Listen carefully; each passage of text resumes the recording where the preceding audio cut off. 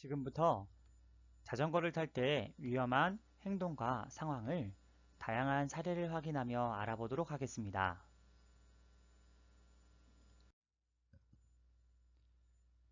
자전거를 탈 때 위험한 행동과 상황에 대한 첫 번째 영상을 확인해 보도록 하겠습니다.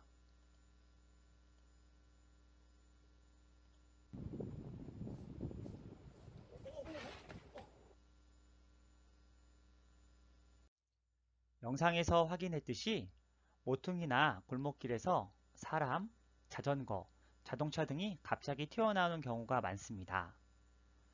모퉁이를 돌 때는 벽이나 자동차에 의해서 사각지대가 존재하게 되고 이로 인해서 다른 방향에서 진행하고 있는 자전거나 보행자 등을 보지 못하게 되는 경우가 많습니다. 그러므로 모퉁이나 골목길 앞을 지날 때는 자전거의 속도를 미리 줄이고 조심해서 지나가야 합니다. 언제든 내 앞으로 사람이나 자전거, 특히 자동차가 갑자기 튀어나올 수 있다고 생각하고 방어 운전을 해야 안전합니다. 다음 영상을 확인해 보도록 하겠습니다.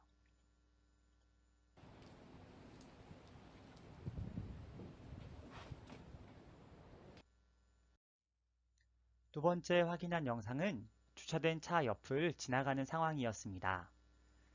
자전거를 타고 지나갈 때 주차된 차 옆을 지나가기 마련인데요. 이때 자전거 운전자는 물론 자동차 운전자도 서로 상대방을 못 볼 때가 많습니다. 주차된 차량 안에는 언제든 사람이 내릴 수 있습니다. 또한 주차된 차량 앞 뒤로 사람이나 자전거, 오토바이가 급하게 지나갈 수 있으므로 반드시 서행해야 합니다. 또한 지나가기에 앞서 미리 경음기를 울려 상대방에게도 주의를 주어야만 안전하게 통행할 수 있습니다. 다음 사례를 확인해 보도록 하겠습니다.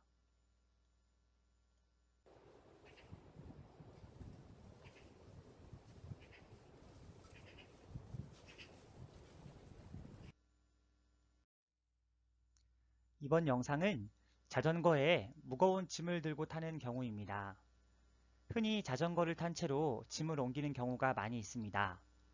그럴 때 한 손으로 짐을 들고 다른 한 손으로 자전거를 운행하거나 자전거 핸들 위에 짐을 걸어두고 타는 경우가 많은데요. 이렇게 된다면 자전거가 한쪽 방향으로 무거워져 균형을 잃고 조정이 어렵게 되거나 넘어질 수 있습니다. 자전거는 본래 짐을 싣고 이동하는 용도로 제작되지 않았습니다. 혹시라도 여러분이 자전거를 이용하여 짐을 옮기는 일이 많이 있다면 자전거 뒷바퀴 위쪽으로 짐을 실을 수 있는 짐바지를 별도로 설치하거나 자전거 핸들 앞쪽으로 바구니를 달아 사용해야 안전합니다. 만약 일회성으로 짐을 옮겨야 한다면 가급적 짐을 안장 위에 올리거나 핸들에 걸치고 자전거를 타는 게 아니라 끌고 안전하게 이동해야 합니다.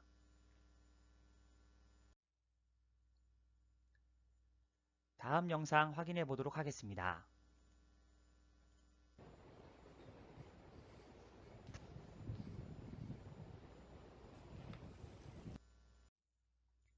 이번 영상은 핸들에서 손을 놓고 타는 경우의 상황이었습니다. 자전거를 잘 타는 모습을 다른 친구에게 자랑하거나 과시하기 위해서 자전거의 핸들에서 손을 놓고 타는 학생들이 가끔 있습니다. 자전거의 핸들에서 손을 놓고 타게 되면 자전거의 균형이 쉽게 무너져 큰 사고로 연결될 수 있습니다. 자신이 자전거를 능숙하게 타더라도 실력을 뽐내거나 자랑하기 위해 손을 놓고 타는 위험한 동작은 절대로 하지 않아야겠습니다. 다음 영상 확인해 보도록 하겠습니다.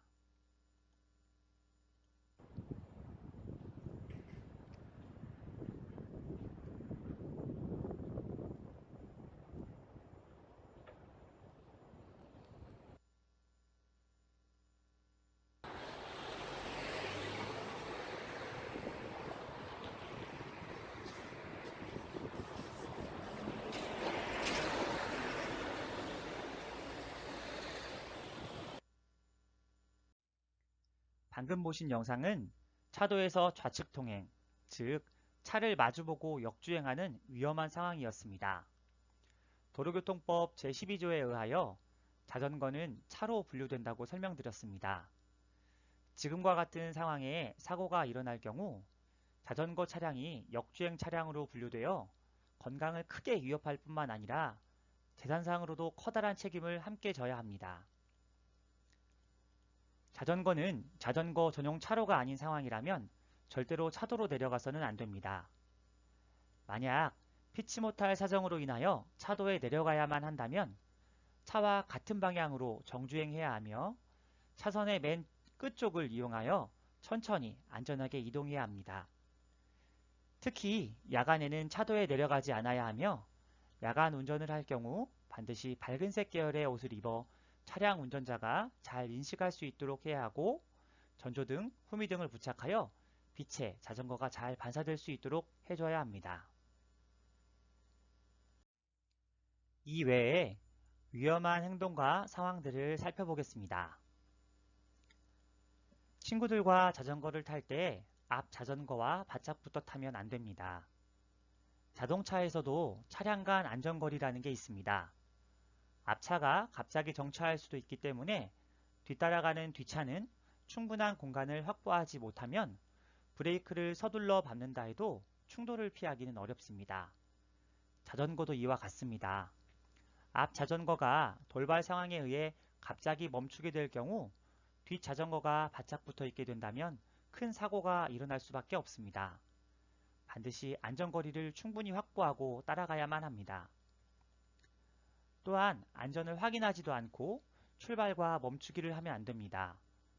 앞쪽에 무슨 일이 있는지 전방을 충분히 확인하고 출발해야 하며 멈출 때도 뒤따라오는 사람이나 자전거가 없는지 확인하고 멈춰야 안전합니다. 자전거를 탈 때는 옆 사람과 이야기하며 타지 않아야 합니다. 옆 사람과 이야기하다 보면 자전거 주행에 집중이 잘 되지 못하여 전방 주시를 게을리할 수 있어 사고로 연결될 가능성이 매우 높습니다.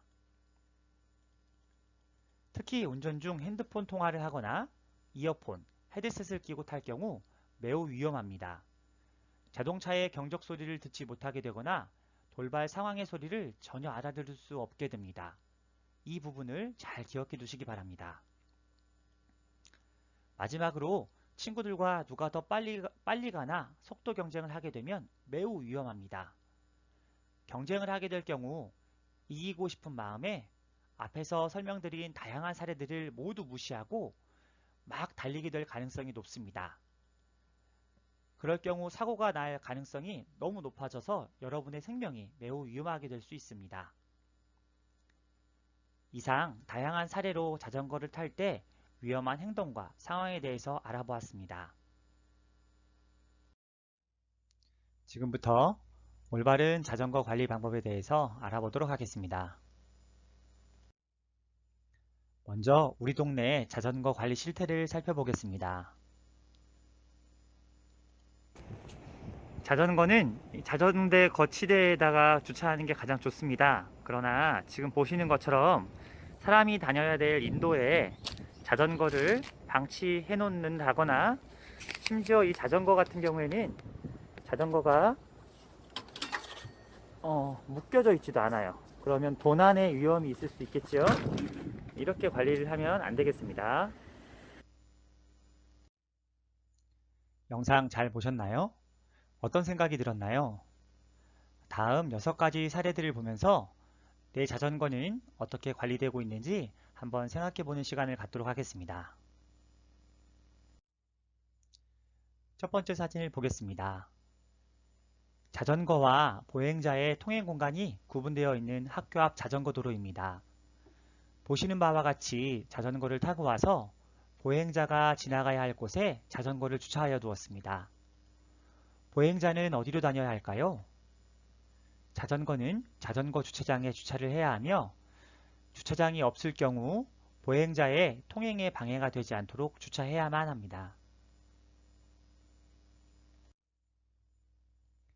두 번째 사진은 영상에서도 확인했듯이 자전거 잠금 장치가 없는 상황입니다. 자전거는 타인이 쉽게 타고 옮길 수도 있고 분실 시 찾기가 쉽지 않은 만큼 자전거의 안전한 보관을 위해서 잠금 장치를 꼭 해야 합니다.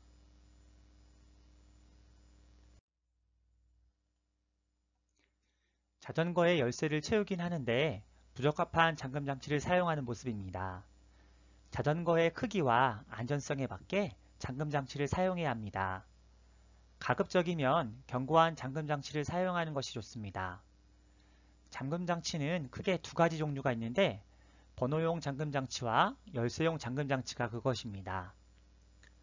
번호용 잠금 장치는 편리하긴 하지만 다른 사람들도 번호만 안다면 쉽게 열 수 있는 단점이 있고, 열쇠용 잠금 장치는 안전하긴 하지만 열쇠를 잃어버리거나 두고 왔을 경우 열 수 없다는 단점도 있습니다. 여러분의 상황에 맞는 열쇠를 선택하시기 바랍니다. 다음 사진은 자전거를 비상대피로인 계단에 방치한 모습입니다. 본래 아파트의 계단이나 복도는 화재시나 응급시 사용할 수 있도록 다른 물건으로 길을 막아서는 안 됩니다. 그러나 아파트 내에서 자전거를 보관할 마땅한 장소가 없다는 이유로 자전거를 이곳에 보관하는 경우가 많습니다. 사실 이럴 경우 소방안전법에 위배되는 행동입니다. 만약 어쩔 수 없이 이곳에 꼭 자전거를 보관해야 한다면 최소한의 공간만 사용되도록 잘 정리해둬야 하며 화재 대피로가 충분히 확보될 수 있도록 최선의 노력은 기울여야 하겠습니다. 다음 사진은 자전거를 자전거 주차장에 장기간 방치하여 먼지나 녹이 쌓인 모습입니다. 자전거를 장기간 방치할 경우에는 습기에 의해 부식되거나 안장 등에 먼지가 잔뜩 쌓일 수 있으니 타지 않더라도 가끔 꺼내어 관리를 해줘야 합니다. 먼지는 닦아내고 느슨해진 나사는 조이고 체인은 기름칠을 해서 필요할 때 바로 사용할 수 있도록 관리합시다.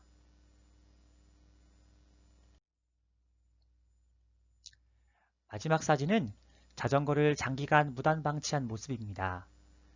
자전거를 보관 장소가 아닌 임의의 장소에 오래 방치할 경우 빗물에 의해 자전거가 금방 부식될 가능성이 높습니다.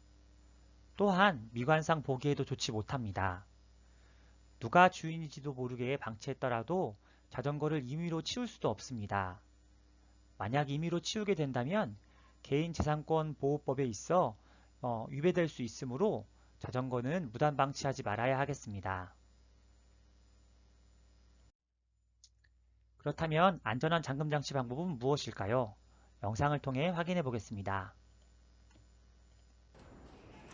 자전거의 열쇠를 채울 때는 자전거 자체만 열쇠를 채우게 된다면 자전거를 들고 다른 사람이 이동할 수가 있습니다. 그럴 경우 고가의 자전거는 분실 위험성이 있을 수 있겠죠. 그렇기 때문에 자전거를 채울 때는 기본적으로 자전거 거치대처럼 이동이 어려운 것과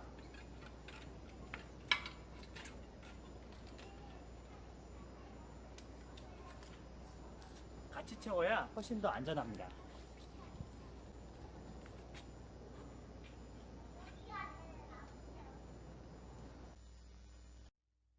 자전거 주차장에서 장기간 자전거를 보관할 때는 어떻게 해야 될까요? 영상을 통해 확인해 보겠습니다. 지금 보이는 곳은 아파트 한 동마다 하나씩 구비되어 있는 자전거 야외 보관 장소입니다. 빗물을 막을 수 있도록 빗물 바지들이 되어 있는 것이 일반적이고요. 이곳에 타지 않더라도 너무 오랫동안 자전거를 방치하지 않도록 하는 게 좋습니다. 오랫동안 그냥 방치를 하게 될 경우 자전거가 녹이 슬거나 타이어에 바람이 빠질 가능성이 많고요. 잘 보관, 오래 타지 않을 경우에는 지금 보이는 것처럼 안장 같은 곳에 먼지가 쌓이지 않도록 비닐이나 덮개를 씌워 놓는 것이 좋습니다. 자전거 사고 시 대처 방법에 대해서 간단하게 알아보겠습니다. 먼저 사고 사례에 대한 간단한 영상을 확인해 보겠습니다.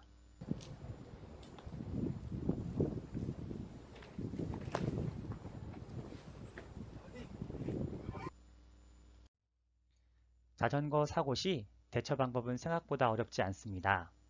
여러분이 자전거를 타다가 교통법규를 위반하여 사고가 발생했을 경우 어린이는 형사상 미성년자로 형사처벌은 면하지만 경찰의 별도 조치와 학교 통보, 그에 따른 재산상의 피해는 부모가 변상할 책임이 있습니다. 그러므로 여러분이 대처 방법을 명확히 숙지하여야 피해를 최소한으로 줄일 수 있습니다. 제일 첫 번째 해야 할 대처 방법은 당황하지 말고 주변에 도움을 요청해야 합니다. 부모님에게 즉시 연락을 하고 경찰서, 신고전화 112로 사고 사실을 알려야 합니다. 신속히 부모님에게 연락하고 사람이 다쳤을 경우 주변에 도움을 요청합니다. 특히 나보다 어린아이를 다치게 했을 경우 보호자와 연락이 닿을 때까지 계속 연락을 취하고 경찰에 반드시 신고를 해야 합니다. 두 번째는 보호자나 경찰이 올 때까지 현장을 떠나지 말고 기다려야 합니다. 세 번째는 사고를 낸 사람의 연락처나 차량 번호를 적어두어야 합니다. 혹시 적어두기 어렵다면 사고 현장을 사진으로 찍어두는 것이 좋습니다. 마지막으로 사고 목격자인 증인이나 CCTV가 있는지 등을 확보해야 합니다. 증인의 경우 연락처와 이름을 물어두어 다음에 연락을 할 수 있도록 해야 합니다. 사고가 일어나지 않는 것이 가장 좋겠지만 피치 못하게 사고가 발생했을 경우 잘 대처할 수 있기를 진심으로 바라봅니다.